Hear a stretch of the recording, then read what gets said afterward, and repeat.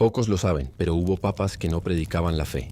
La vendían, hombres que transformaron el trono de San Pedro en un escenario de ambición, placer y poder absoluto. Mientras millones rezaban por salvación, ellos negociaban el cielo como si fuera un mercado. Esta es la otra cara del Vaticano, la que los libros prefieren callar. Hoy conocerás a los papas más oscuros, corruptos y temidos de la historia. Y descubrirás por qué durante siglos incluso los ángeles se negaron a mirar hacia Roma. ¿Sabías que hubo un papa que convirtió el Vaticano en una taberna? Su nombre era Juan XII, y su historia parece más una crónica de escándalos que una vida sagrada. Con apenas 18 años heredó el trono de San Pedro no por virtud, sino por linaje y manipulación política. Su juventud no trajo renovación espiritual, sino desenfreno.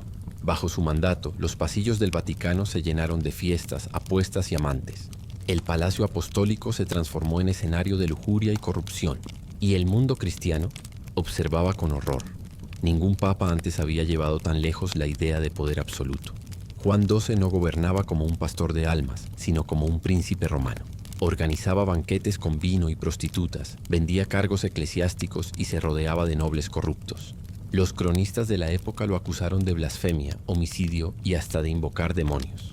No fue solo un líder inmoral, fue el símbolo de una iglesia en decadencia. Incluso los aliados de Roma comenzaron a dudar del propio mensaje del Evangelio.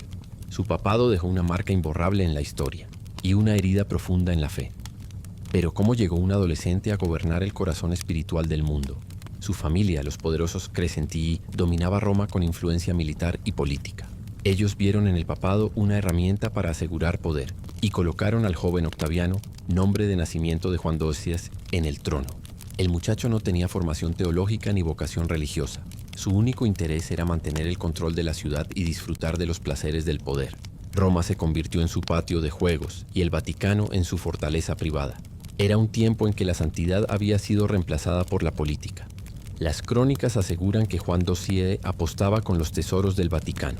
Se dice que perdió objetos sagrados en juegos de dados y que regaló reliquias a sus amantes como si fueran baratijas. Hasta los enemigos de la iglesia se burlaban abiertamente de él. Su gobierno no inspiraba devoción sino escándalo. Cada misa era un espectáculo de hipocresía. Cada oración una mentira repetida para mantener el control. Los sacerdotes que intentaban oponerse eran expulsados o silenciados. El papa joven creía ser intocable. Tenía ejércitos a su servicio, fortificaciones a su alrededor y la ciudad bajo su mando. Pero cometió un error fatal, subestimar el poder de sus aliados. En 960, el emperador germánico Otón Pli llegó a Italia para proteger la autoridad del papado. Juan lo recibió con sonrisas, coronó a Otón como emperador y prometió fidelidad eterna. Sin embargo, apenas el monarca dio la espalda, el papa conspiró contra él. Fue una traición que encendería una guerra entre la cruz y la corona. Otón regresó furioso a Roma y convocó un sínodo. Allí, ante decenas de obispos, las acusaciones contra Juan XII se leyeron una por una. Adulterio, incesto, asesinato, blasfemia, simonía. Los testimonios eran tan escandalosos que incluso los cardenales se negaban a repetirlos. El papa fue depuesto por unanimidad y reemplazado por León VIII. Pero la historia no termina ahí.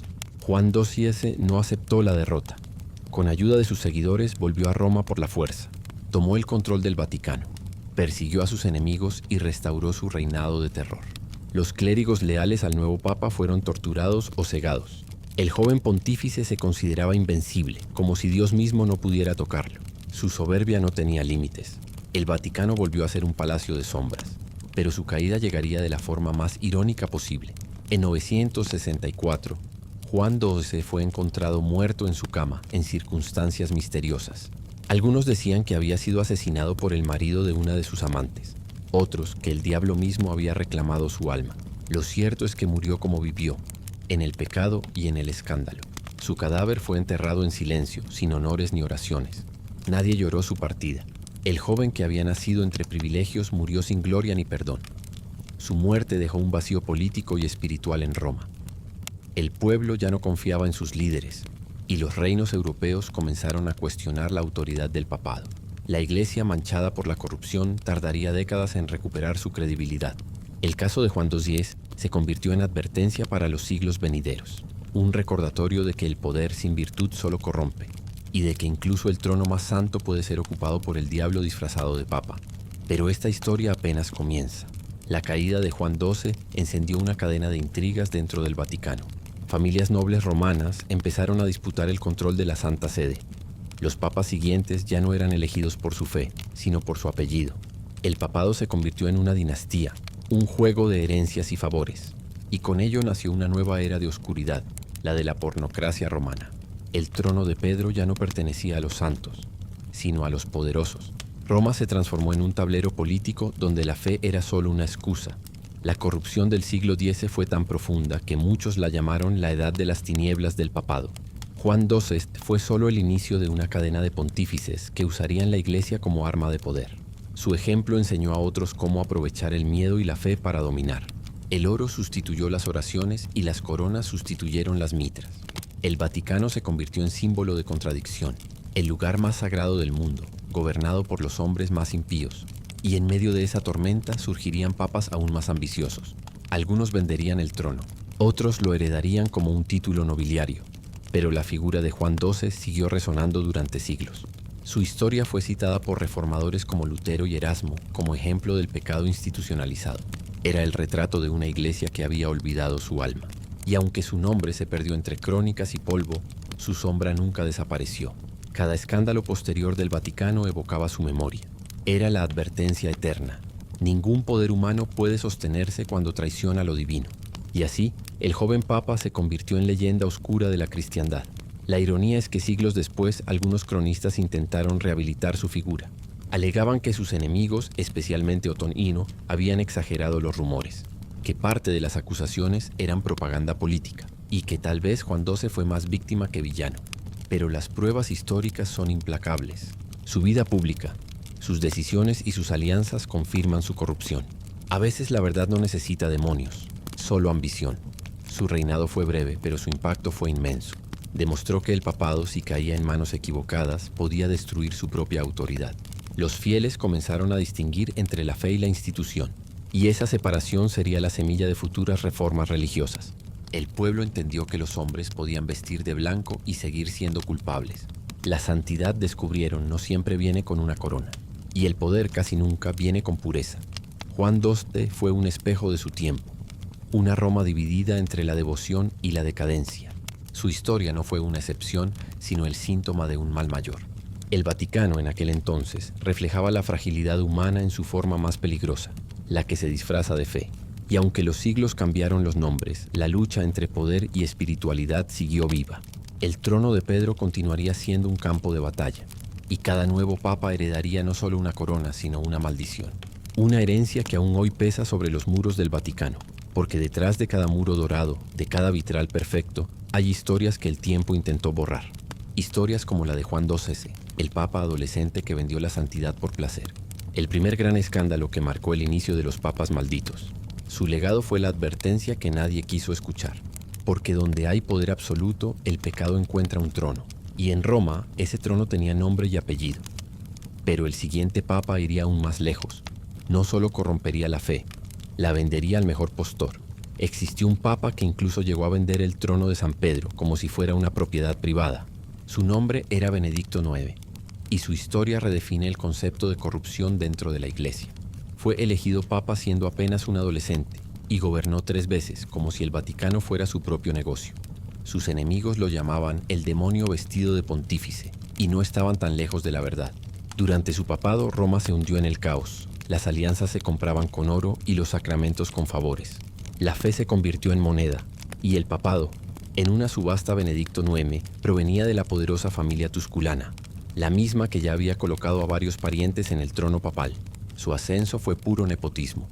Ningún voto, ninguna inspiración divina, solo influencia y dinero.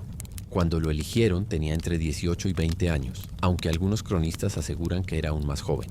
No sabía latín correctamente, despreciaba la liturgia y vivía rodeado de soldados, prostitutas y cortesanos. El Vaticano, bajo su mando, parecía más una fortaleza que una casa de oración. El poder espiritual se había convertido en una herencia familiar, y Roma se acostumbró al escándalo. Desde el principio, su pontificado estuvo marcado por la violencia. Los barrios romanos se dividieron entre quienes lo apoyaban y quienes lo odiaban. El pueblo comenzó a llamarlo el anticristo del Tíber. Los obispos se negaban a obedecerlo, y los cardenales conspiraban a puerta cerrada. Benedicto respondía con represión. Mandaba a ejecutar a sus opositores o a exiliarlos. Mientras tanto, las fiestas en el palacio papal se volvían legendarias.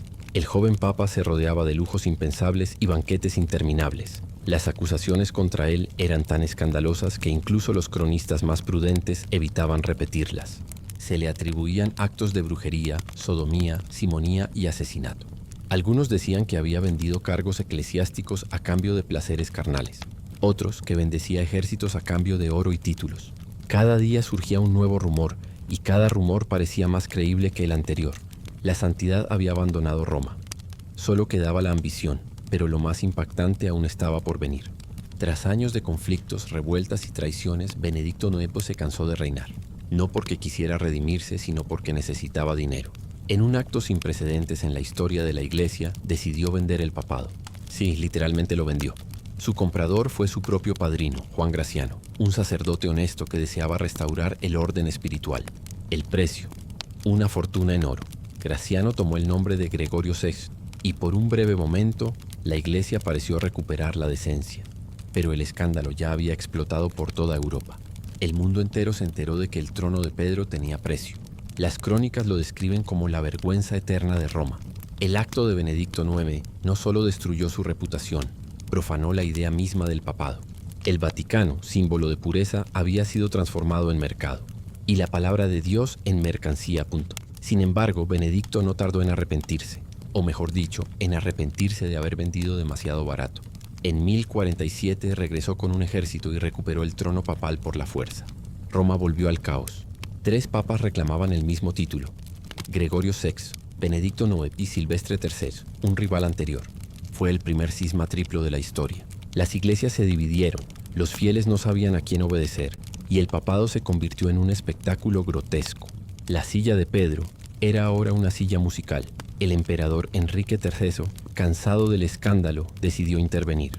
Viajó a Roma, convocó un concilio y depuso a los 3 papas de una sola vez. Ninguno salió con dignidad. Benedicto fue excomulgado y expulsado de la ciudad.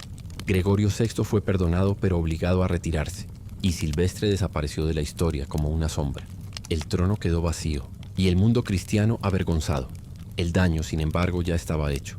Por primera vez, la autoridad del Papa había sido cuestionada públicamente. Los reyes y nobles europeos comenzaron a ver el papado como un instrumento político, no espiritual. El pueblo perdió la confianza. La Iglesia, en lugar de guiar, se convirtió en motivo de burla. Y todo por un joven ambicioso que había puesto precio al alma de Roma. El pecado de Benedicto IX fue el espejo de una institución corrupta. Después de su caída, el expapa desapareció de los registros oficiales. Algunos dicen que se refugió en un monasterio buscando redención. Otros aseguran que vivió sus últimos años rodeado de riquezas, sin remordimientos. Sea cual sea la verdad, su nombre se convirtió en sinónimo de avaricia y blasfemia. El Vaticano intentó borrar su memoria, pero la historia no perdona. Los cronistas medievales lo inmortalizaron como el peor papa de todos los tiempos, y su legado maldito siguió resonando por siglos. Su historia marcó un antes y un después en la relación entre la fe y el poder. Por primera vez los fieles comprendieron que el Vaticano no era infalible, que incluso el trono de Pedro podía corromperse, y que los hombres vestidos de blanco no siempre servían a Dios sino a sí mismos. Las heridas provocadas por Benedicto IX tardarían generaciones en sanar, pero también encenderían una chispa, la necesidad de reformar la Iglesia, un eco que se escucharía siglos después con Lutero y la Reforma. El caso de Benedicto IX fue tan grave que inspiró la creación de nuevas reglas para la elección papal. A partir de entonces, el proceso sería más controlado, más secreto, más cerrado. Así nacieron los conclaves modernos, en los que los cardenales se encerraban hasta elegir un sucesor. Era un intento desesperado por evitar otro desastre. Pero aunque el sistema cambió, la naturaleza humana no. El poder seguía tentando a los hombres de fe, y el Vaticano seguía siendo un campo de batalla disfrazado de santuario. La figura de Benedicto IX fue también un recordatorio del peligro del linaje familiar en la religión. Su familia había transformado la Santa Sede en una herencia privada. Cada pariente aspiraba al trono, no por devoción, sino por prestigio. Roma se volvió un tablero donde los clanes se enfrentaban por controlar la Iglesia. La fe era solo el decorado de un teatro político. Y en el centro del escenario, Benedicto IX representaba el papel del villano perfecto, joven, poderoso y corrupto. El pueblo cansado empezó a rebelarse. Las revueltas contra los tusculanos se multiplicaron. Los templos fueron saqueados, los sacerdotes perseguidos. Por primera vez, la ira del pueblo se dirigía al Vaticano. La confianza en la institución había sido destruida desde dentro. El eco del escándalo se extendió hasta Alemania, Francia y Bizancio, y el nombre de Roma ya no significaba santidad, sino decadencia. Aún así, la Iglesia sobrevivió, porque incluso en los momentos más oscuros siempre hay quienes resisten. Los pocos sacerdotes fieles comenzaron a reconstruir la fe desde las ruinas. Predicaban humildad, arrepentimiento, servicio. Querían limpiar la imagen del papado y devolverle su dignidad. Pero la sombra de Benedicto IX era larga, y su historia se convirtió en advertencia para todos los que ambicionaran el trono sagrado. En los siglos posteriores, muchos papas citaron su ejemplo en sermones y escritos, no como modelo, sino como advertencia. Decían que el mal más peligroso no viene de fuera, sino de dentro, y que el poder, cuando no se controla, destruye hasta lo divino. El pecado de Benedicto IX fue el del orgullo absoluto. Creyó que podía comprar y vender la gracia de Dios, y terminó perdiendo todo: el poder, la fe y su alma. Su caída abrió un nuevo capítulo de caos en el Vaticano. Los papas siguientes heredarían una iglesia fracturada y un pueblo desconfiado. Cada elección sería motivo de disputa, cada palabra un riesgo. El trono sagrado estaba manchado y limpiarlo requeriría siglos. Pero Roma no había tocado fondo todavía. El siguiente papa no solo usaría la iglesia como negocio familiar, sino que transformaría el Vaticano en un imperio de ambición y deseo. El nombre de ese hombre: Alejandro VI, el Papa Borgia. Hubo un papa que convirtió el Vaticano en el corazón de una dinastía criminal. Su nombre era Alejandro VI, pero el mundo lo recuerda por su apellido, Borgia. Su reinado fue una mezcla de política, placer y veneno, un imperio de poder construido sobre traiciones. Bajo su mandato, los muros sagrados del Vaticano se tiñeron de sangre, conspiraciones y escándalos sexuales. Fue un papa que no ocultó sus pecados, sino que los exhibió con orgullo. Para él, la iglesia era una herencia familiar, y Roma, su tablero personal. Nunca un pontífice había llevado tan lejos la ambición humana. Rodrigo de Borja, como se llamaba antes de convertirse en papa, era originario de Valencia, España. Había llegado a Roma gracias a su tío, el Papa Calixto III, quien lo introdujo en los círculos del poder eclesiástico. Desde joven mostró una inteligencia fría y una habilidad política fuera de lo común. Sabía manipular, seducir y prometer. Su ascenso fue lento pero calculado. Cada favor, cada alianza, cada traición era parte de un plan mayor. Cuando finalmente fue elegido papa en 1492, el mismo año que Colón partió al Nuevo Mundo, Roma ya sabía quién era, y también sabía lo que podía esperar de él. El cónclave que lo eligió fue probablemente el más corrupto de la historia. Rodrigo compró votos, sobornó cardenales y prometió cargos y tierras a quien lo apoyara. Las crónicas aseguran que los cofres de oro circularon de noche por los pasillos del Vaticano. Cuando su nombre fue anunciado como papa, muchos se persignaron, pero no de alegría. Sabían que el poder espiritual acababa de ser vendido al mejor postor. Así nació el pontificado de Alejandro VI, el más escandaloso del Renacimiento. Y el nombre de los Borgia se volvió sinónimo de pecado y poder. Desde el principio, Alejandro VI gobernó como un monarca absoluto. Sus enemigos lo acusaban de simonía, nepotismo y libertinaje, y no se equivocaban. Sus primeros actos fueron nombrar a sus hijos y amantes en cargos clave. Porque sí, el Papa tenía hijos, y muchos. Los más famosos fueron Césare, Juan, Lucrecia y Jofré, cada uno con su propio papel en la maquinaria borgiana. Césare se convertiría en su general más temido, Lucrecia en su embajadora y pieza política, y Juan en su sucesor designado.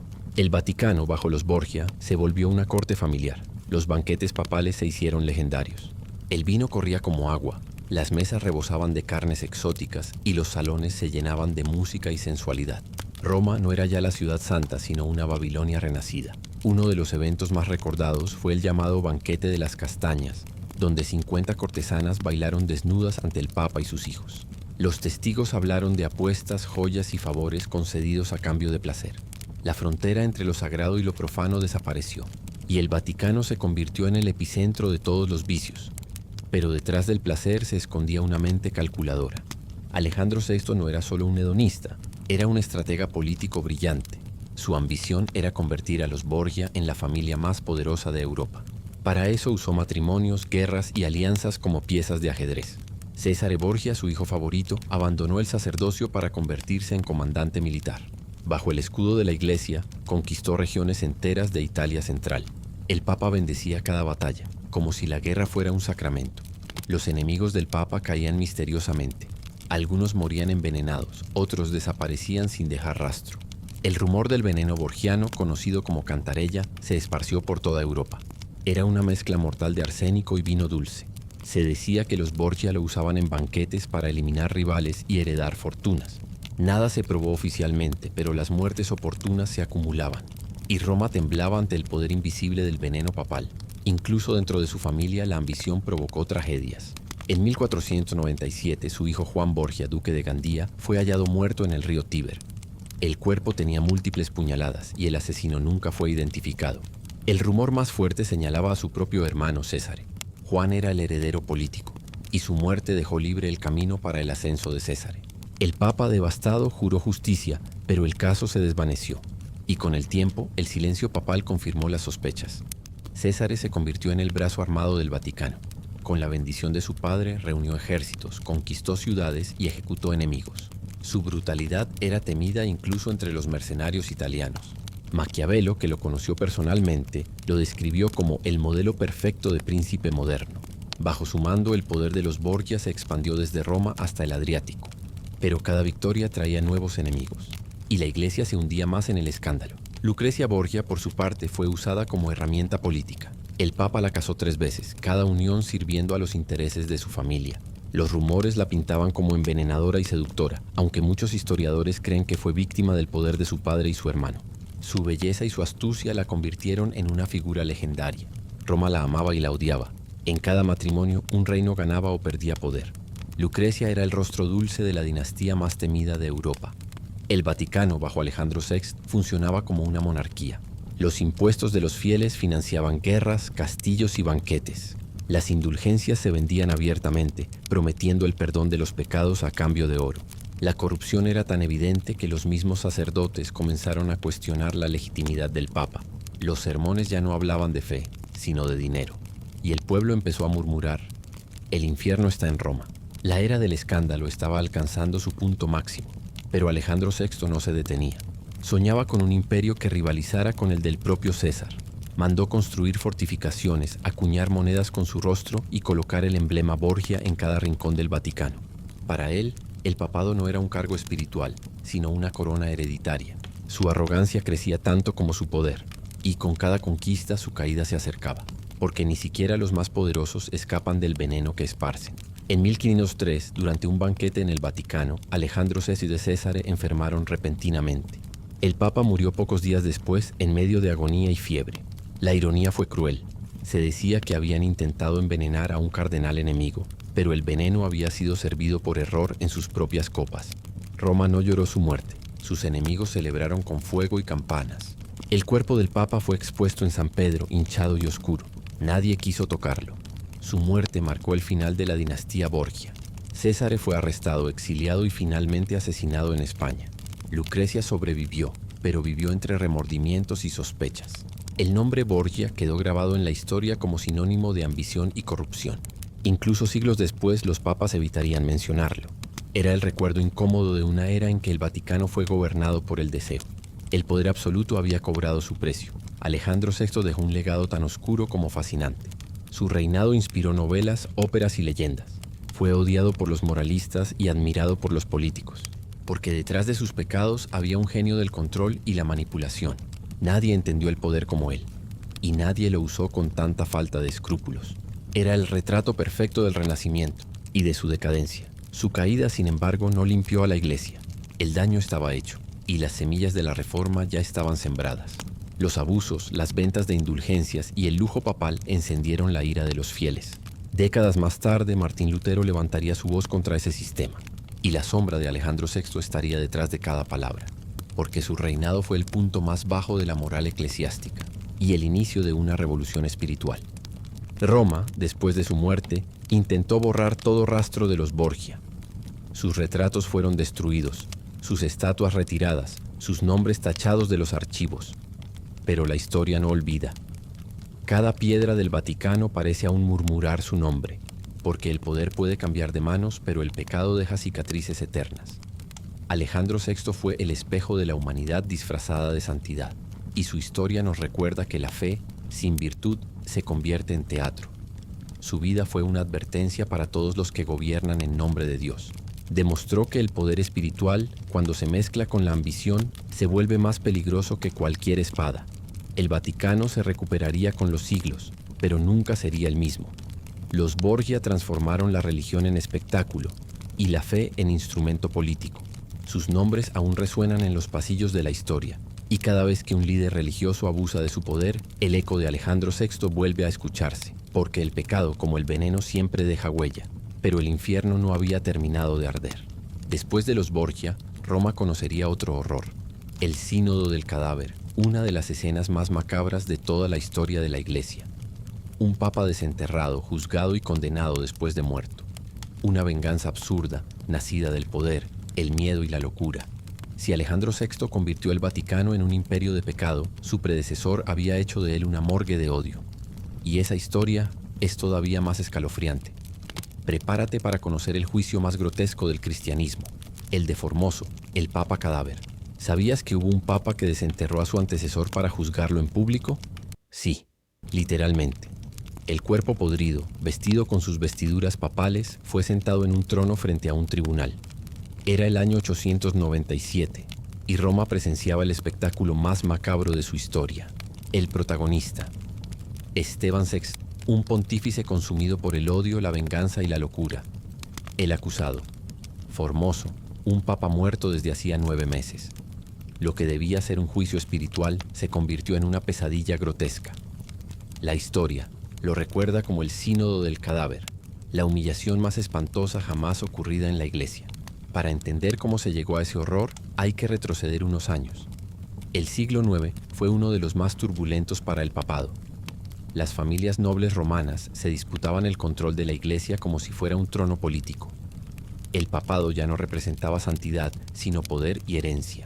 En medio de ese caos surgió Formoso, un hombre de inteligencia aguda y ambición desmedida.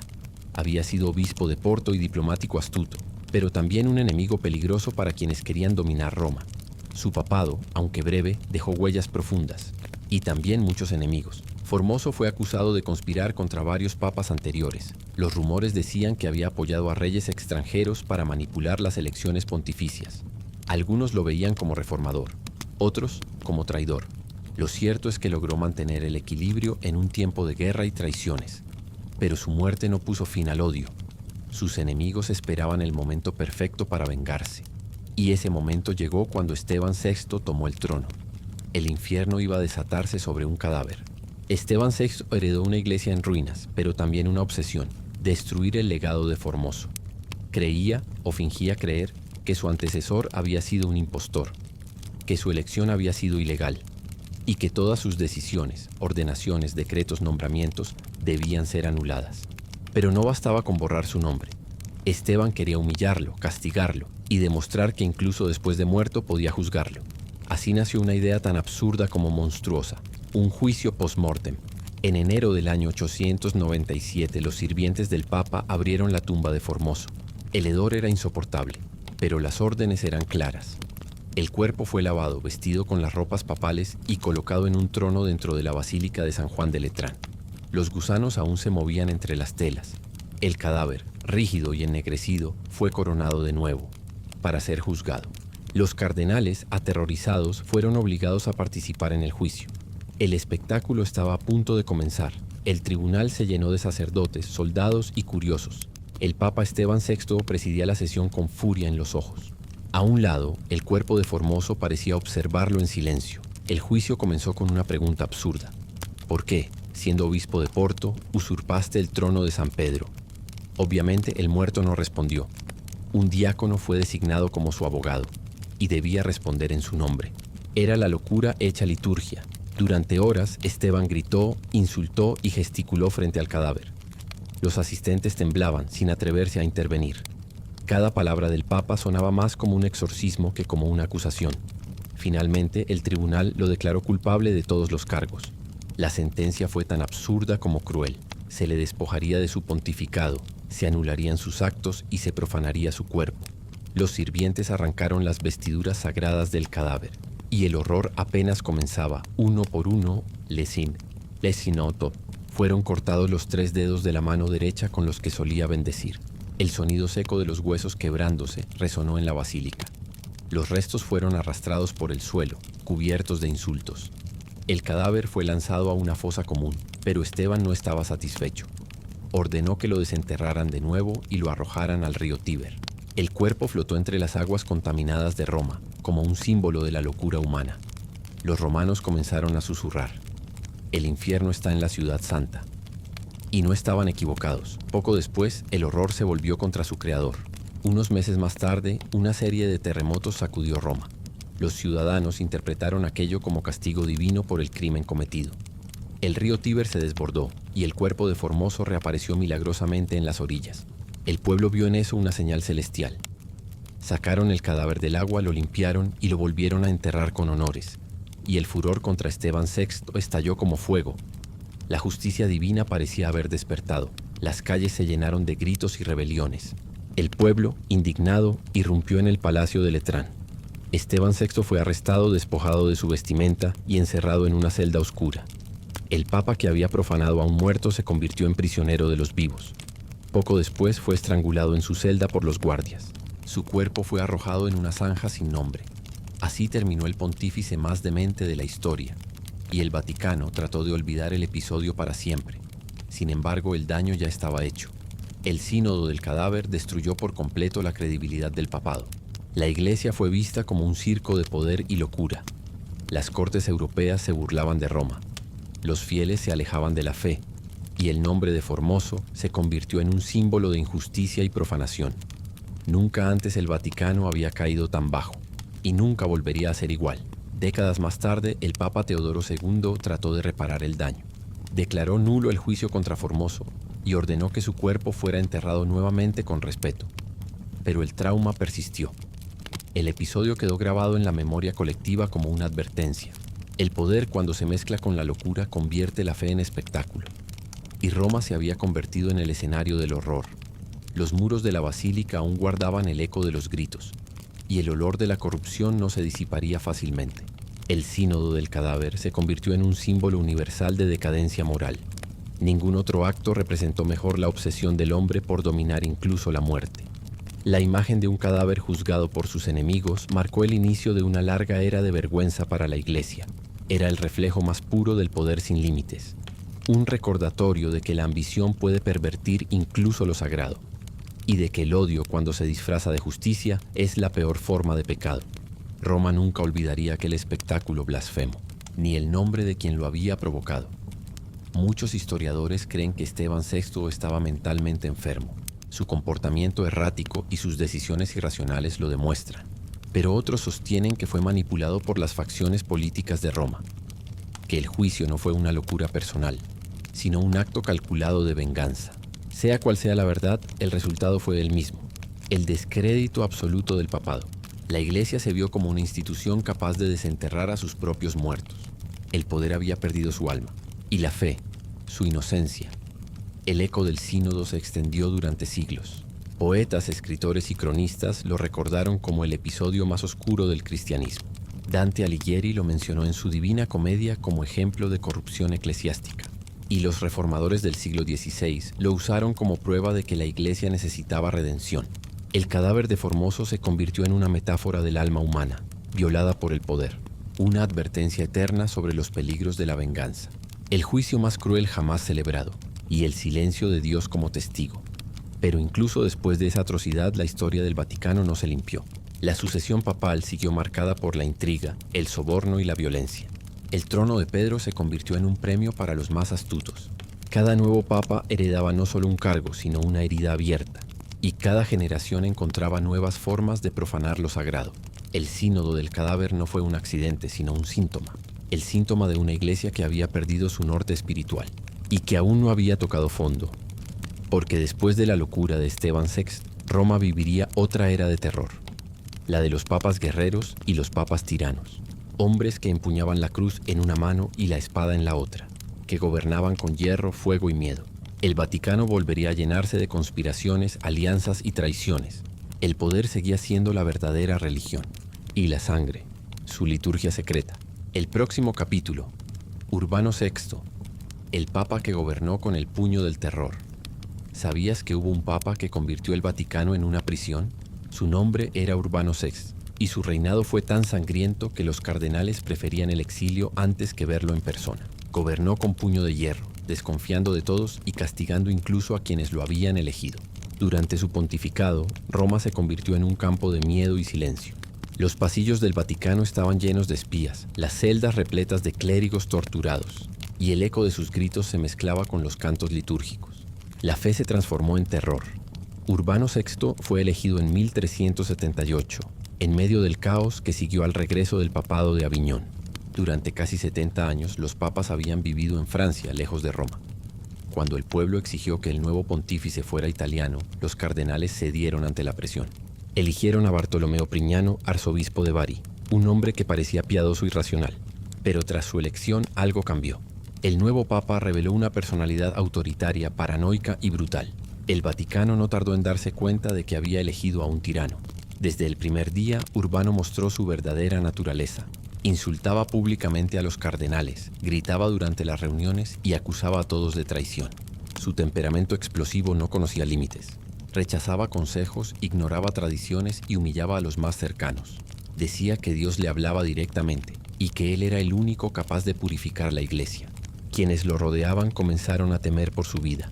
El Papa Santo se había convertido en verdugo. Los cardenales, aterrados, comenzaron a conspirar. Se reunían en secreto para discutir su deposición. En Anagni, lejos de Roma, decidieron que Urbano era mentalmente inestable y debía ser reemplazado. Nombraron un nuevo papa, Clemente VII, que estableció su sede en Aviñón. Así nació el Gran Cisma de Occidente, una de las divisiones más graves en la historia de la Iglesia. Durante casi 40 años, Europa tendría dos papas rivales, uno en Roma, otro en Francia, y todo por la locura de un solo hombre. Urbano respondió con furia. Declaró herejes a todos los cardenales rebeldes y excomulgó a Clemente VII.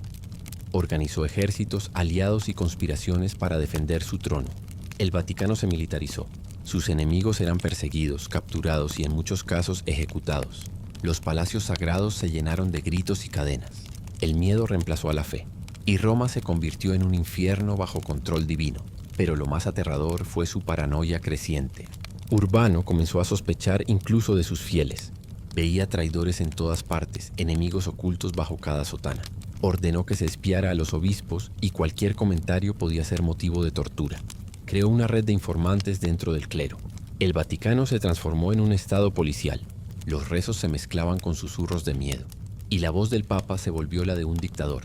En 1385, convencido de que varios cardenales planeaban asesinarlo, Urbano ordenó su arresto. Fueron encarcelados en su palacio y sometidos a interrogatorios brutales. Las torturas duraron semanas.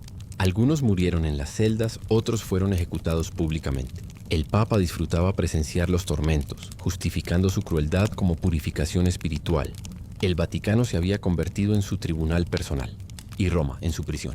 Nunca el trono de Pedro estuvo tan manchado de sangre. Incluso sus aliados comenzaron a temerle. Los reyes que antes lo apoyaban empezaron a distanciarse. Las embajadas extranjeras enviaban informes describiéndolo como un lunático en la silla papal. Nadie se atrevía a enfrentarlo directamente, pero todos sabían que su tiempo se agotaba. El pueblo romano lo odiaba, los sacerdotes lo evitaban y hasta sus guardias rezaban para no ser los próximos. El terror ya no era poder, era aislamiento, y Urbano VI se estaba quedando solo. Su obsesión con el control lo llevó a extremos ridículos. Llegó a prohibir las risas en el Vaticano durante la Cuaresma. Ordenó que las campanas sonaran solo con su permiso y que nadie saliera de Roma sin su autorización. Cualquier signo de alegría era interpretado como conspiración. Decía que la risa ofendía a Dios. Los jardines papales, antes llenos de vida, quedaron vacíos. Hasta los pájaros parecían haber huido del miedo. El Vaticano se había convertido en un mausoleo. Sin embargo, su inteligencia seguía intacta. Urbano era cruel pero también astuto. Manipulaba alianzas, jugaba con las potencias europeas y mantenía su autoridad mediante el miedo. Cada decreto suyo era una amenaza disfrazada de santidad. Los que sobrevivían a su ira lo obedecían con devoción forzada. Sabían que una palabra equivocada podía significar la muerte. El terror se había vuelto su método de gobierno, y la obediencia, su única doctrina. Los documentos de la época describen su reinado con horror. Testigos relataban ejecuciones secretas, envenenamientos y desapariciones. Muchos de sus actos fueron borrados de los registros oficiales, pero las crónicas sobrevivientes son espeluznantes. Un cardenal escribió: «Su mirada era fuego, su palabra espada. Otro lo llamó el azote de Dios sobre Roma. Y un diplomático francés dijo: nunca la fe tuvo un enemigo más peligroso que su guardián. Era la locura convertida en autoridad divina, un hombre que confundía justicia con venganza. En 1388, Urbano decidió exhumar los cuerpos de algunos cardenales muertos para purificar sus almas. Ordenó que sus restos fueran colgados públicamente como advertencia a los traidores. Roma volvió a llenarse de cadáveres. El olor de la muerte se mezclaba con el incienso de las misas. Los peregrinos llegaban horrorizados y se marchaban sin fe. Sus banquetes duraban días, y las fuentes del jardín manaban vino. Dios nos ha dado el papado, ahora disfrutémoslo, solía decir. Y lo hizo, hasta el exceso. Mientras tanto, la Europa cristiana ardía. Las guerras religiosas se multiplicaban, las iglesias se dividían y el Vaticano perdía territorios. Pero León parecía vivir en otro mundo, rodeado de lujos y aduladores. Las voces que pedían reforma eran ignoradas. En su mente, el esplendor era prueba del favor divino. Para él, la belleza del arte era una forma de glorificar a Dios. Pero el pueblo veía otra cosa. Un papa que gastaba el diezmo de los pobres en mármol y oro. El contraste entre fe y riqueza era escandaloso. Los campesinos, agotados por los impuestos eclesiásticos, comenzaron a rebelarse. Las ciudades protestantes se negaban a pagar tributos a Roma. El sistema financiero del Vaticano empezó a colapsar. León, desesperado, aumentó aún más el precio de las indulgencias. Era un círculo vicioso: más lujo, más deuda, más venta de perdón. Y con cada moneda la iglesia perdía un poco de su alma. La salvación tenía tarifa fija. El arte fue el refugio de su conciencia.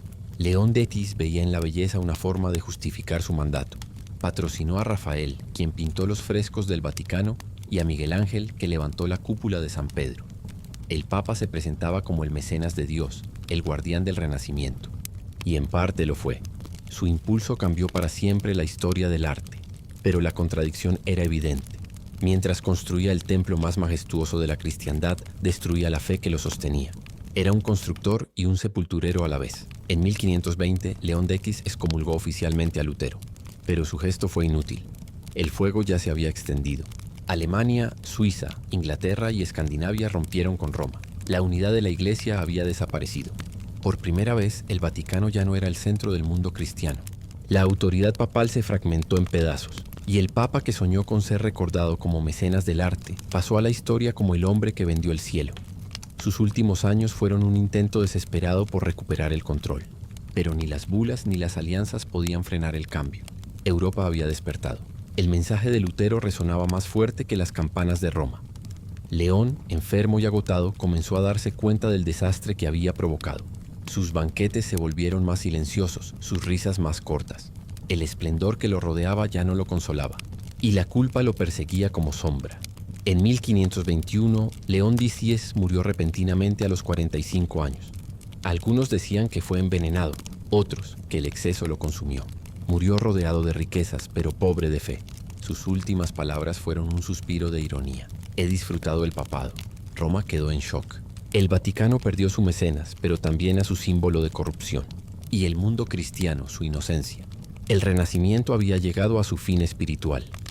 Tras su muerte, el Vaticano se hundió en el caos. Las guerras religiosas continuaron, y la reforma se consolidó.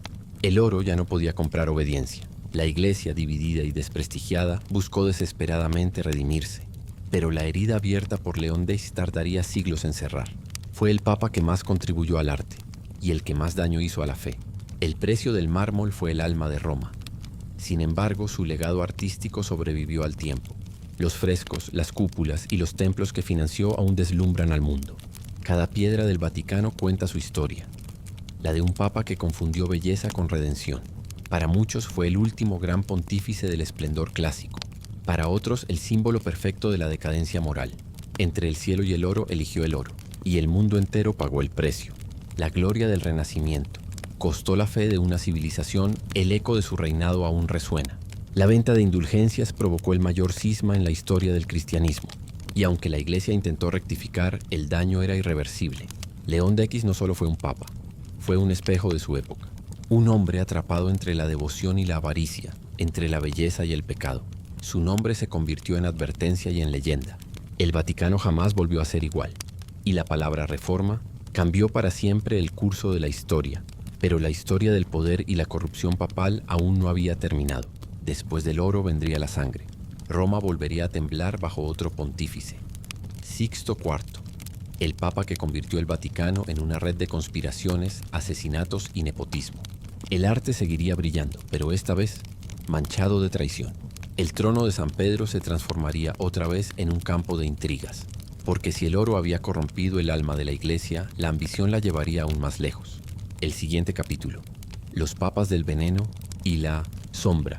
Hubo un papa que convirtió el Vaticano en el epicentro de una red de asesinatos y conspiraciones. Hubo un papa que convirtió el Vaticano en el epicentro de una red de asesinatos y conspiraciones.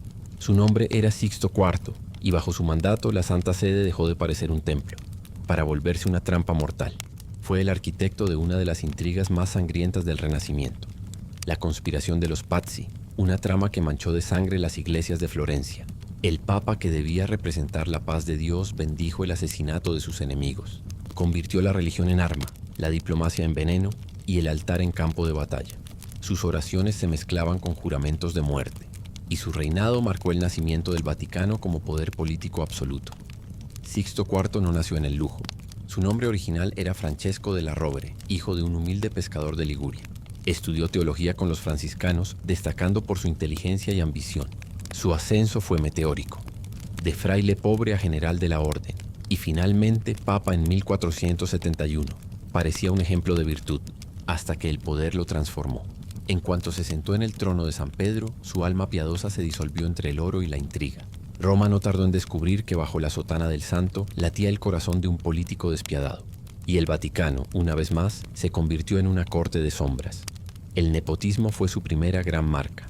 Nombró cardenales a sus sobrinos, hermanos y hasta a sus amantes.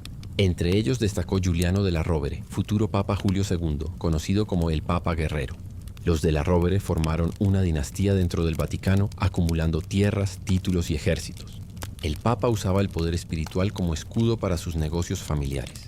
Sus sobrinos gobernaban Roma con puño de hierro, extorsionando nobles y comerciantes. El pueblo comenzó a llamarlos los príncipes del infierno, y el nombre de Sixto IV se volvió sinónimo de corrupción sagrada. Pero su ambición iba más allá de Roma. Sixto soñaba con controlar toda Italia, sometiendo a las grandes familias que le desafiaban. Su mayor enemigo era Lorenzo de Medici, el Magnífico, gobernante de Florencia.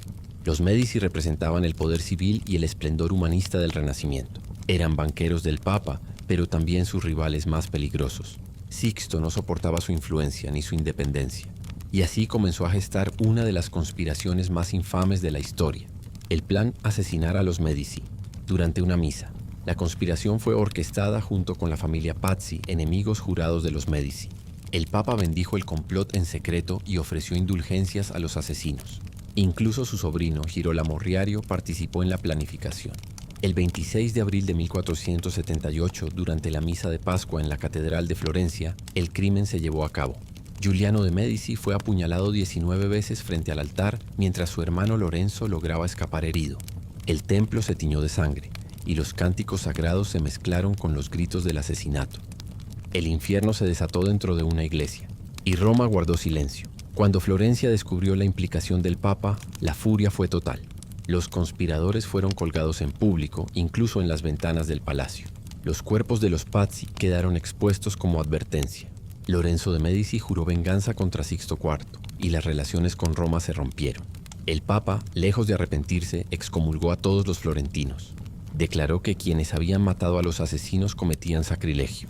Era la paradoja máxima: el Papa defendiendo a los culpables, y la Iglesia manchada con la sangre de la política. Pero Sixto IV no se detuvo allí. Transformó el Vaticano en una verdadera fortaleza. Ordenó construir la Capilla Sixtina, no solo como símbolo religioso, sino como afirmación de su poder. Cada fresco, cada piedra, cada detalle era propaganda de su grandeza. Contrató a los mejores artistas del mundo, como Sandro Botticelli y Pietro Perugino. La belleza de la capilla escondía la oscuridad de su reinado. Bajo esos techos se planearon asesinatos, sobornos y alianzas secretas. Era el esplendor del arte. Sobre los cimientos del pecado, el Papa Guerrero también fue un maestro del veneno. Los rumores de su tiempo hablaban de banquetes mortales, donde los enemigos bebían vino mezclado con arsénico. Los cronistas aseguraban que muchos cardenales caían enfermos tras discutir con él. El Vaticano se llenó de boticarios y alquimistas. El veneno se convirtió en la herramienta política favorita de Roma. Sixto IV lo usaba para eliminar traidores sin necesidad de guerras.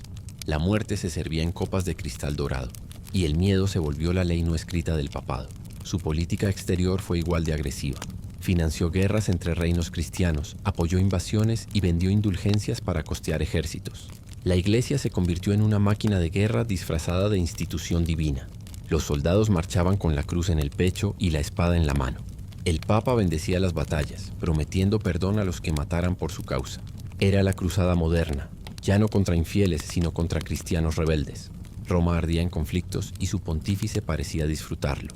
La fe era su excusa perfecta. La avaricia de Sixto IV alcanzó niveles inimaginables. Cobraba impuestos a los sacerdotes, vendía cargos eclesiásticos y negociaba favores divinos. El papado se transformó en un mercado. Los obispos pujaban por sus diócesis como si fueran joyas.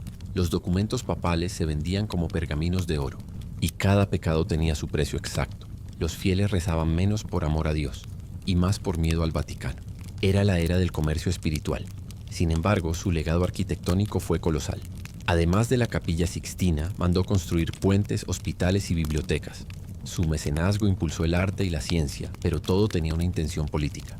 Cada obra era una declaración de poder. El Papa quería que su nombre quedara grabado en la eternidad. Y lo logró, aunque no de la forma que imaginó.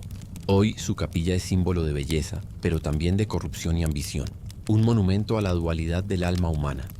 El contraste entre fe y poder se hizo insostenible. Los fieles comenzaron a ver al Papa como un rey terrenal, no como un líder espiritual. Las críticas aumentaban, los escándalos se multiplicaban. Roma se había convertido en una ciudad dividida, arte y sangre, oro y culpa. Los sermones hablaban del amor de Cristo, pero las calles gritaban traición.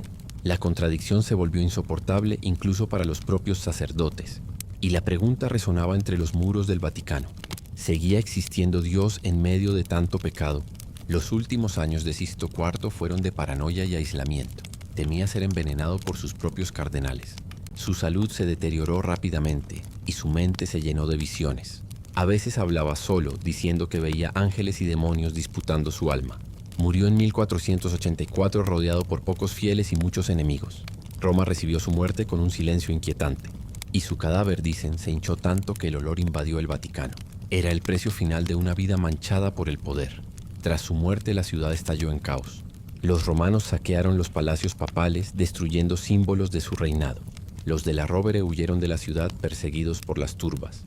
Las calles ardían, los templos eran saqueados y las reliquias robadas. El Papa del Esplendor se convirtió en el símbolo de la decadencia total. Su cuerpo fue enterrado en secreto, sin honores, sin himnos, sin lágrimas. El Vaticano intentó borrar su memoria, pero el eco de sus crímenes quedó grabado en las piedras. Aún así, su influencia sobrevivió.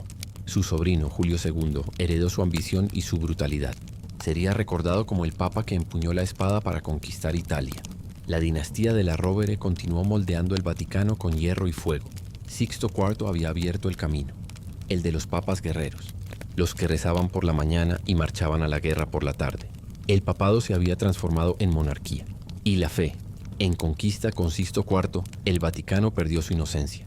La Iglesia, que debía ser guía del alma, se convirtió en reflejo del poder terrenal. El arte floreció, pero la espiritualidad se marchitó.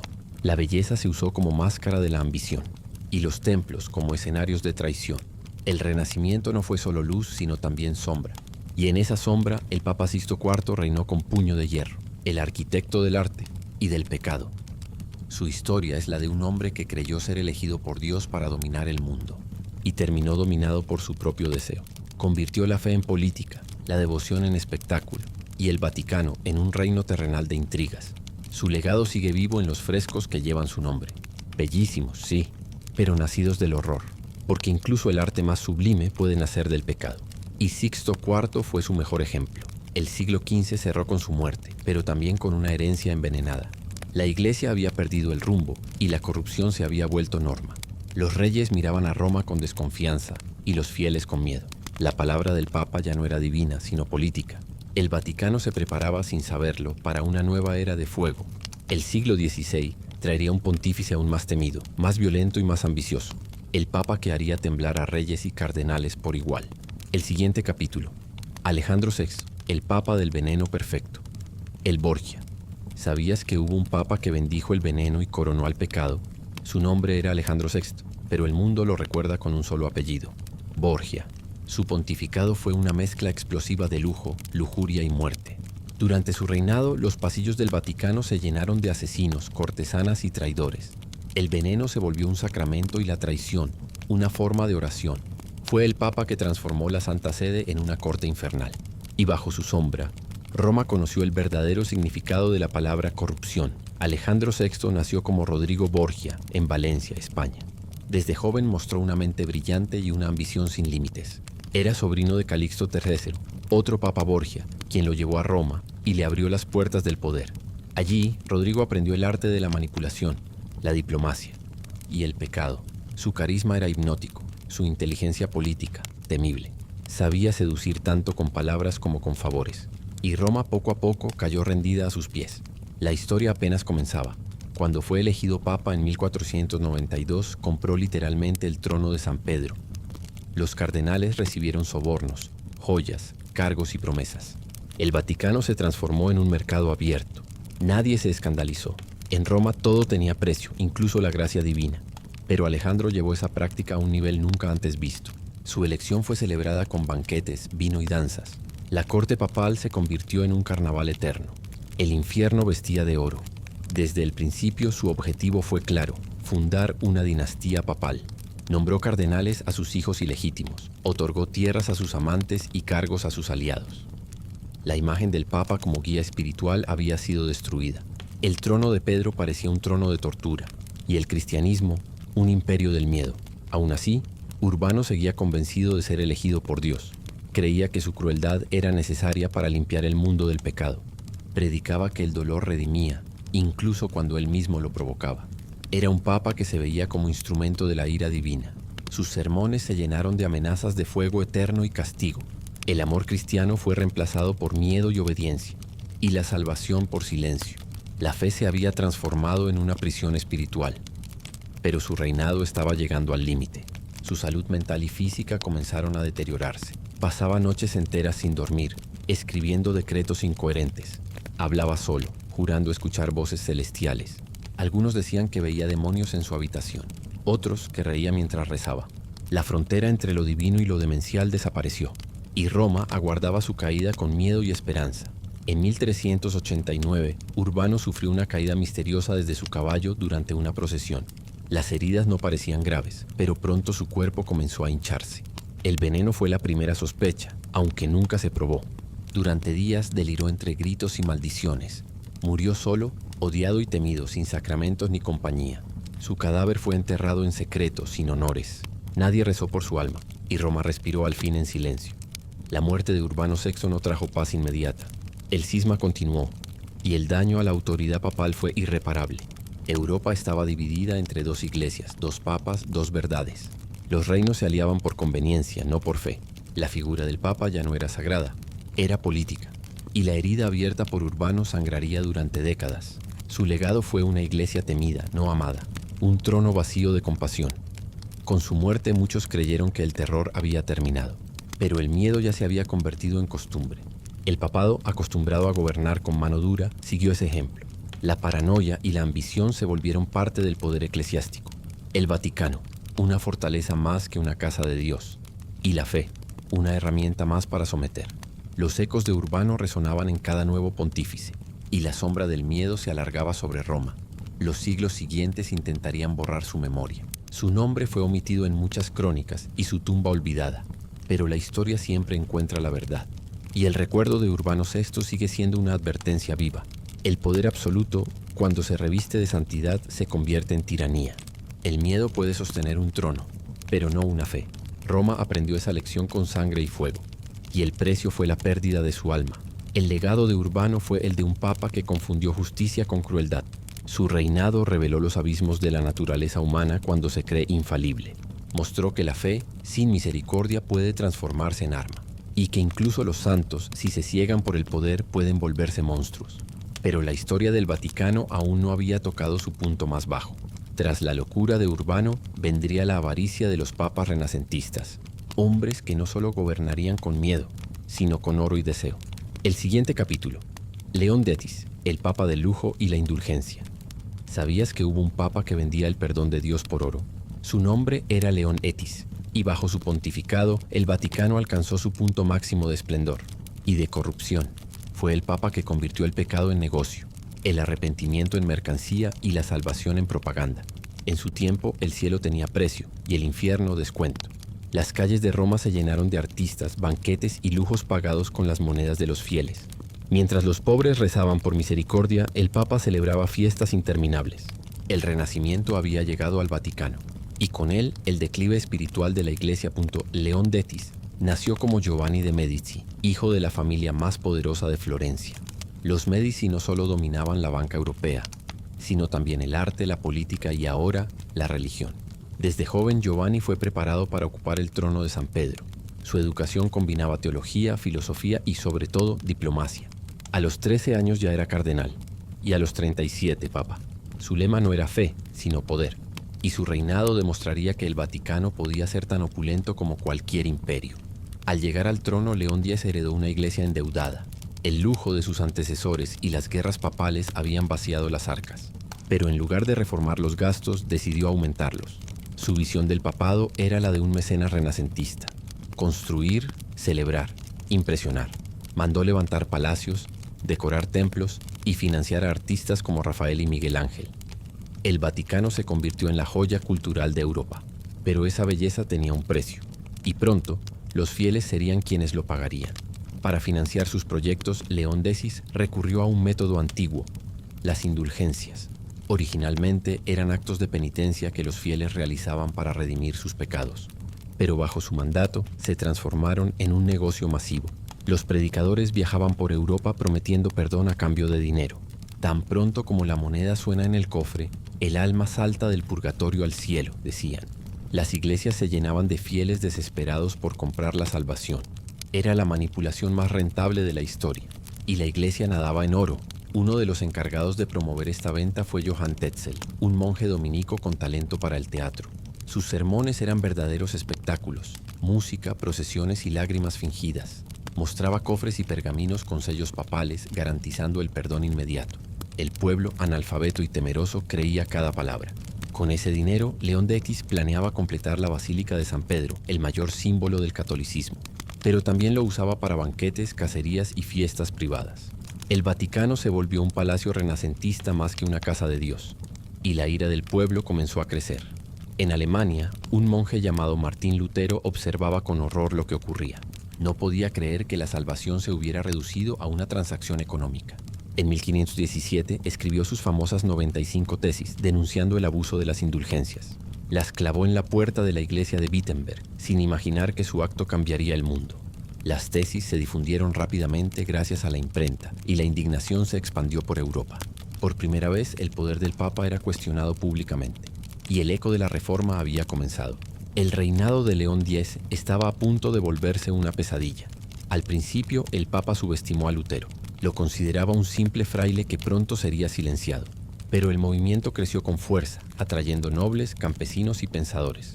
Las palabras de Lutero prendieron fuego a un continente entero. Mientras León seguía celebrando banquetes, la autoridad de Roma se desmoronaba.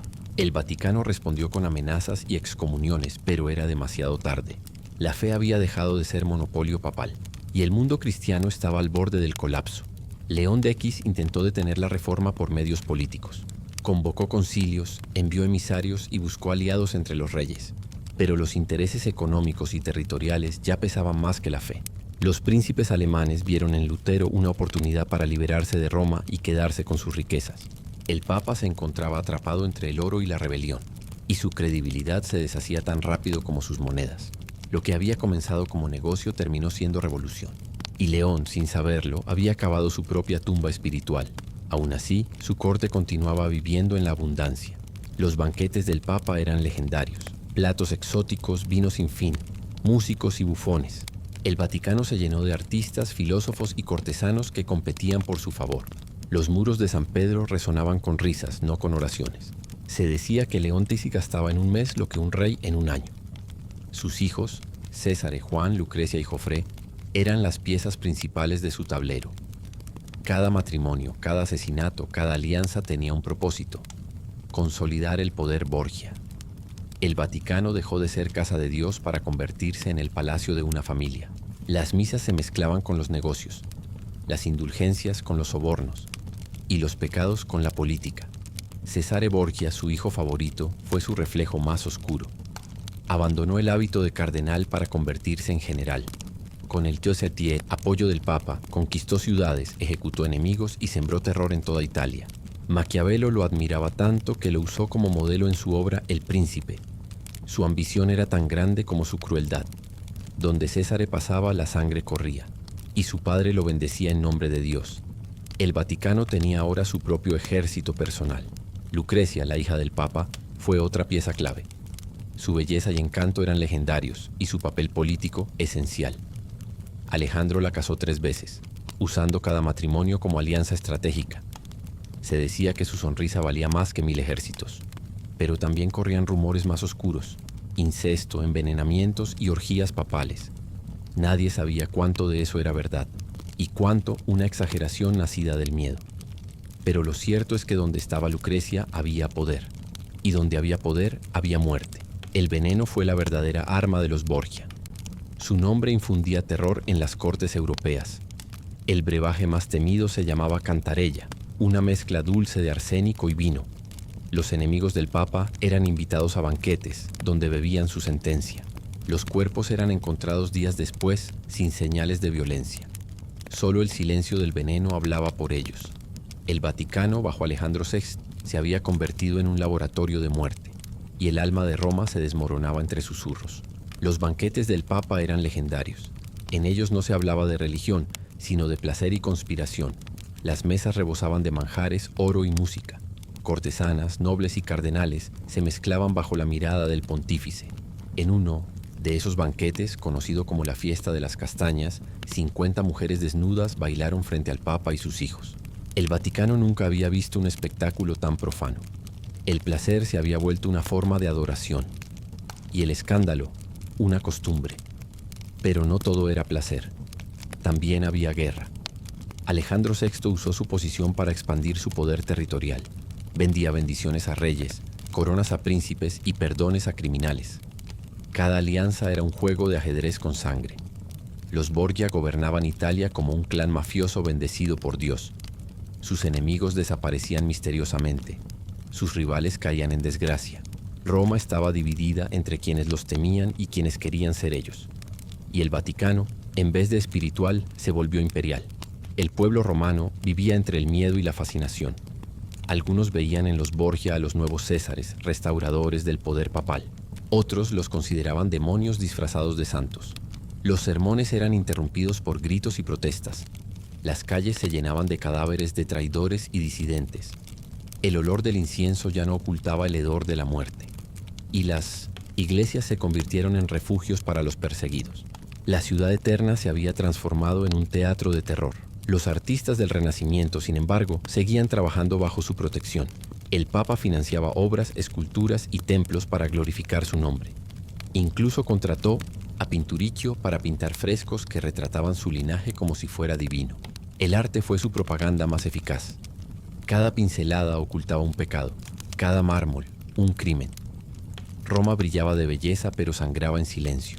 El esplendor de los Borgia era tan deslumbrante como maldito. La gloria y la culpa convivían en cada esquina. A medida que pasaban los años, Alejandro se volvió más paranoico. Veía conspiraciones en cada sombra, traiciones en cada mirada. Ordenaba ejecuciones por sospechas, exilios por rumores. Sus aliados se volvían enemigos, sus amigos víctimas. La tensión crecía incluso dentro de su familia. El oro que lo había elevado comenzó a sofocarlo. Y la fe que debía guiarlo lo había abandonado hacía mucho. El papa más poderoso del mundo ya no confiaba en nadie. En 1503 la tragedia lo alcanzó. Durante un banquete en el Vaticano, tanto él como César cayeron gravemente enfermos. Las crónicas aseguran que habían intentado envenenar a un cardenal rival, pero el veneno se sirvió en las copas equivocadas. El castigo del destino fue inmediato. Alejandro agonizó entre fiebre, delirios y gritos de horror. Su cuerpo se hinchó, ennegreció y desprendió un olor insoportable. Ni los sirvientes quisieron tocarlo. El papa del veneno murió por su propio veneno. Su muerte fue recibida con alivio por Roma. El pueblo saqueó los palacios, destruyó emblemas y profanó sus estatuas. Los cardenales celebraron misas de acción de gracias en secreto. El Vaticano, que durante una década había sido su reino, cayó en ruinas. Los Borgia huyeron o fueron ejecutados. César perdió todo su poder y murió poco después en una emboscada. Lucrecia sobrevivió, pero su nombre quedó marcado para siempre. La dinastía más temida de Europa se había extinguido, pero el legado de Alejandro VI no desapareció. Su nombre se convirtió en símbolo de corrupción y decadencia. Fue citado por escritores y teólogos como ejemplo de lo que el poder absoluto puede hacer a un alma. El Vaticano intentó borrar su memoria, pero la historia fue implacable. Los Borgia dejaron una huella indeleble en Roma. Su influencia en el arte, la política y la religión fue tan profunda como perturbadora, y su sombra aún flota sobre los frescos del Vaticano. El pecado se había vuelto eterno.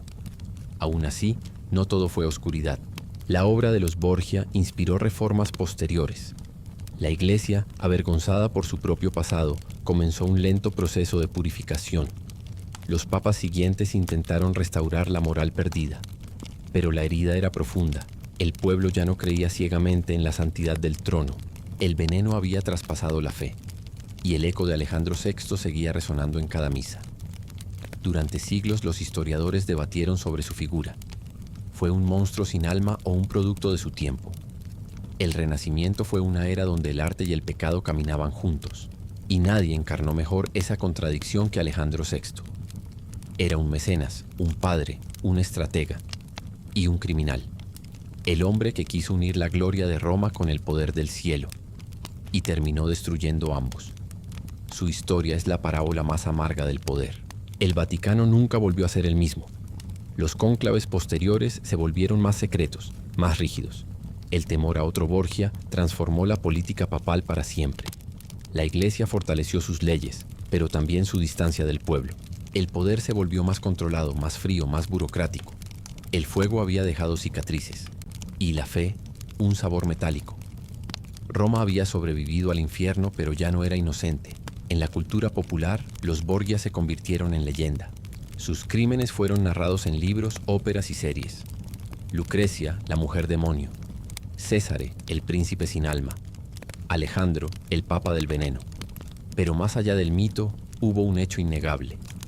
Ellos mostraron al mundo que el poder absoluto corrompe absolutamente, y que incluso bajo el manto sagrado, el pecado puede florecer. El Vaticano fue su escenario, y la historia, su juez eterno. El pontificado de Alejandro VI cerró la era del escándalo y abrió la de la sospecha. Después de él, ningún papa volvió a ser visto con los mismos ojos. El pueblo comenzó a buscar la fe fuera del Vaticano, y los reformadores encendieron las llamas de una nueva espiritualidad. El precio de la redención sería alto pero necesario. El reinado de los Borgia había mostrado el límite del pecado humano, y el siguiente capítulo revelaría la consecuencia divina, porque tras el veneno vendría el fuego de la Inquisición. ¿Sabías que durante más de 5 siglos la historia del papado fue una cadena de poder, ambición y tragedia? Detrás de cada cruz dorada había una espada. Detrás de cada oración, una intriga. Los nombres que marcaron la Iglesia, Benedicto, Alejandro, Sixto, Urbano, no solo fueron líderes espirituales, sino protagonistas de un juego político sin fin. El Vaticano, más que un templo, fue un espejo del alma humana, brillante en su arte pero oscuro en sus motivaciones. Y así, entre oro, sangre y fe, la religión más poderosa del mundo escribió sus capítulos más terribles. Un relato donde la santidad se confundía con el poder y el perdón, con la conveniencia. Esta es la verdadera historia del Vaticano que pocos se atreven a contar. Durante siglos el trono de San Pedro fue más político que divino. El papado no se medía por virtudes, sino por alianzas, ejércitos y tesoros. Cada familia noble veía en el Vaticano una oportunidad de dominio. El poder espiritual se mezclaba con la ambición terrenal hasta volverse indistinguible. Los Borgia, los Medici, los de la Rovere, todos moldearon la Iglesia a su imagen. Roma dejó de ser la ciudad santa para convertirse en el corazón de la diplomacia más peligrosa del mundo. Y la fe, atrapada en medio, se convirtió en moneda de cambio. El dinero fue el alma oculta de cada milagro. Detrás de cada indulgencia, de cada construcción sagrada, había un flujo constante de oro. Las monedas movían la voluntad divina más rápido que las oraciones. Las iglesias se levantaban sobre el sudor de los pobres y las cúpulas brillaban con la desesperación de los creyentes. En nombre de Dios se cobraban impuestos, se financiaban guerras y se vendían absoluciones. El cielo tenía precio y el infierno descuento. La economía de la fe había nacido y con ella su inevitable caída. Cada papa con sus virtudes y pecados fue un eslabón de la misma cadena. Benedicto IX vendió el trono, Alejandro VI lo manchó de veneno, León X lo adornó de oro. El papado, una institución creada para guiar almas, terminó devorando las suyas propias. Las guerras internas, los cismas y las reformas no fueron accidentes, fueron consecuencias. Porque el poder sin freno, incluso en nombre de la fe, termina por corromper. La historia del Vaticano no es solo la historia de los hombres santos, sino también de los hombres caídos. Y sus ruinas morales aún pueden verse en cada piedra de Roma. Ecos de grandeza y culpa que resuenan desde el pasado. Las intrigas políticas se convirtieron en el verdadero evangelio de la época. Reyes, banqueros y cardenales jugaban al mismo juego. El control. Las alianzas se sellaban con matrimonios o con sangre. Un papa podía excomulgar a un imperio y coronar a su enemigo en el mismo año. La palabra divino se usaba como herramienta de poder. El Vaticano se convirtió en un reino invisible que gobernaba sobre todos los visibles, y su autoridad era tan sagrada como temida, tan celestial como humana. Pero incluso entre el caos, el arte floreció. Las mismas manos que mancharon de sangre la historia del papado construyeron templos inmortales. La Capilla Sixtina, San Pedro, los frescos de Rafael, belleza nacida del pecado. Era la paradoja perfecta del Renacimiento. La luz más brillante surgía de la oscuridad más profunda. El Vaticano se embellecía mientras su alma se descomponía. El arte salvaba lo que la moral había perdido. Y Roma se transformaba en un museo viviente de su propia contradicción. La gloria eterna escondía una herida eterna. Sin embargo, la historia no puede contarse solo desde la condena. En medio de la corrupción hubo fe genuina. Entre los venenos y los banquetes hubo monjes que rezaban de verdad. El pueblo, aunque oprimido, nunca abandonó la esperanza. Mientras los poderosos se disputaban el cielo, los humildes lo construían con sus manos. El verdadero espíritu del cristianismo sobrevivía entre las sombras, no en los palacios, sino en las oraciones anónimas. Y fue esa fe silenciosa la que mantuvo viva la llama. El patrón era claro: poder sin freno, política local y dinero. Una combinación fatal que se repitió durante generaciones. Cada intento de control terminó en crisis, cada reforma en rebelión. La Iglesia no cayó por un enemigo externo, sino por sí misma. Sus propios líderes olvidaron que la fe no necesita oro para brillar. El trono de Pedro se convirtió en un espejo del orgullo humano, y el precio de ese orgullo fue la división del cristianismo, una herida que aún sangra en la historia. A lo largo de los siglos, Roma aprendió una lección amarga. El poder temporal nunca puede sustituir al poder espiritual. Cuando la Iglesia se volvió reino, perdió su alma, y cuando quiso recuperarla, ya era demasiado tarde. La Reforma protestante no nació del odio, sino de la decepción. El pueblo quería volver al principio, al mensaje original, pero el ruido de las monedas y el eco de los palacios ahogaron la voz del Evangelio. El silencio de Dios se volvió ensordecedor. La historia de estos papas no debe leerse como blasfemia, sino como advertencia. Ellos fueron hombres, no demonios, humanos, no mitos. Cada uno reflejó las tentaciones de su tiempo, las mismas que todos enfrentamos. Ambición, miedo, deseo de poder, disfrazados de fe. El Vaticano fue su escenario, pero la tragedia fue universal. Porque donde hay poder, hay lucha. Y donde hay lucha, siempre hay sacrificio. Incluso en nombre del cielo. No se trata de negar la fe, sino de separarla de sus actores. El mensaje del cristianismo sobrevivió a los pecados de sus guardianes. Las palabras de amor, perdón y esperanza siguen vivas, a pesar de quienes las traicionaron. La Iglesia cambió, evolucionó, cayó y volvió a levantarse. Pero el peso del pasado nunca desaparece. Está grabado en las paredes de Roma, en sus catacumbas y sus frescos. Es la memoria de lo que fuimos y lo que aún podemos ser. Un espejo donde cada era se refleja. El Vaticano de hoy no sería lo que es sin su historia de sombras. Los escándalos, las guerras, las reformas. Todo construyó su identidad. Cada pecado del pasado forjó una lección para el futuro. Y cada caída recordó la fragilidad de lo divino en manos humanas. Porque incluso la fe necesita arrepentirse. Y quizás eso la hace más real. El poder puede corromper, pero la fe siempre busca redención. Esa es su eterna lucha. A lo largo de este viaje, hemos visto dioses disfrazados de hombres y hombres que quisieron ser dioses. Papados manchados de sangre, reinados de terror, templos de belleza inigualable. Cada historia fue una advertencia sobre lo que ocurre cuando la fe se usa como arma. pero también sobre cómo el espíritu humano puede resistir incluso en medio de la oscuridad. La religión fue poder, fue política, fue arte y fue tragedia, pero sobre todo fue reflejo de nosotros mismos, porque la historia del Vaticano no es solo la historia de la Iglesia, es la historia de la humanidad frente a su propia tentación, y al final, entre el oro y las ruinas, una verdad permanece. El tiempo no perdona, pero enseña. Los errores del pasado siguen resonando, no para condenar, sino para recordar. Cada papa, cada pecado, cada reforma nos recuerda lo mismo, que el poder sin propósito espiritual se destruye a sí mismo. La fe no se mide por coronas ni por templos, sino por conciencia. Y el verdadero milagro del cristianismo fue sobrevivir a los hombres que casi lo destruyen. Esa es la victoria silenciosa de la historia. Hoy, el Vaticano sigue en pie. Sus muros guardan siglos de secretos, triunfos y vergüenzas. Bajo sus frescos la historia respira. Bajo sus altares el pasado susurra. Roma sigue siendo un faro, no por su pureza, sino por su resiliencia. El peso de su historia no la aplastó, la moldeó. Y quizá esa sea la enseñanza final, que incluso lo sagrado necesita caer para recordar su propósito, y que el poder sin alma nunca fue bendición. La historia que empezó con oro, veneno y sangre terminó con una lección moral. No existen papas perfectos ni santos absolutos. Solo hombres luchando entre la gloria y la culpa. El Vaticano sobrevivió no por su grandeza, sino por su capacidad de reinventarse. La fe, en su esencia más pura, siguió adelante, más allá de los nombres, más allá de los templos, más allá de la historia.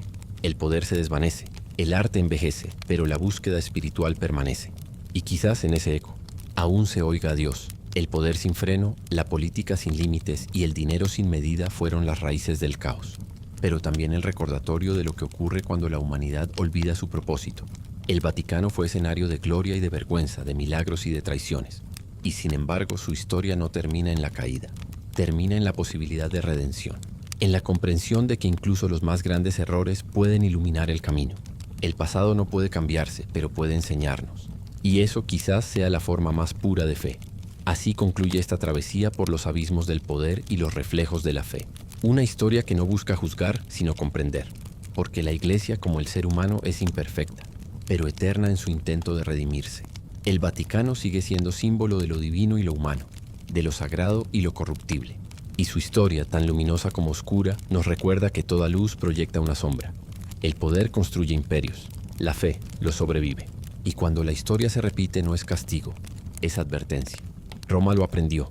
Nosotros aún estamos aprendiendo.